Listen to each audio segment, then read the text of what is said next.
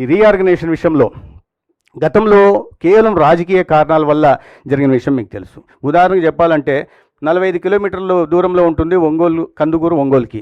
దాన్ని తీసుకెళ్లి 111 కిలోమీటర్ల దూరం ఉంటుంది నెల్లూరుని కలిపారు. 35 కిలోమీటర్ల దూరంలో ఉంటుంది నెల్లూరుకు గూడూరు. దాన్ని తీసుకెళ్లి 90 కిలోమీటర్ల దూరంలో ఉంటున్న తిరుపతిలోకి కలిపారు. పుంగనూరు మదనపల్లికి 20 కిలోమీటర్ల దూరంలో ఉంటుంది. దాన్ని తీసుకెళ్లి 75 కిలోమీటర్ల దూరంలో ఉంటున్న చిత్తూరులో కలిపారు. కాబట్టి ఇటువంటి వాటినన్నీ సరిచేస్తూ అదే సమయంలో ఎక్కడ కూడా రాజకీయ కోణంలో ఆలోచించకుండా కేవలం పరిపాలనా సౌలభ్యాన్ని మాత్రమే దృష్టి పెట్టుకుని అదే సమయంలో ఆ ప్రాంత ప్రజల మనోభావాలు ఆకాంక్షలకు అనుగుణంగానే జరిగిన చిన్న ఇది చేయడం జరిగింది. చాలా పెద్ద ఎత్తున వినతులు వచ్చాయి మంత్రిత్వ వర్గానికి. కానీ ఈ రాబోయే రోజుల్లో డీలిమిటేషన్ జరగబోతోంది కాబట్టి అసెంబ్లీకి కానీ పార్లమెంటుకి కానీ అటువంటివి ఉన్నప్పుడు ఆ సమయంలో ఆలోచించవచ్చని ఇవాళ కేవలం మరీ పెద్ద ఎత్తున ఎన్నికల ప్రచార సమయంలో వచ్చిన ఇవే ప్రజల నుంచి వచ్చినవి ఏవి ఉన్నాయో వాటి మీద మాత్రమే దృష్టి పెట్టి పనిచేయడం జరిగింది.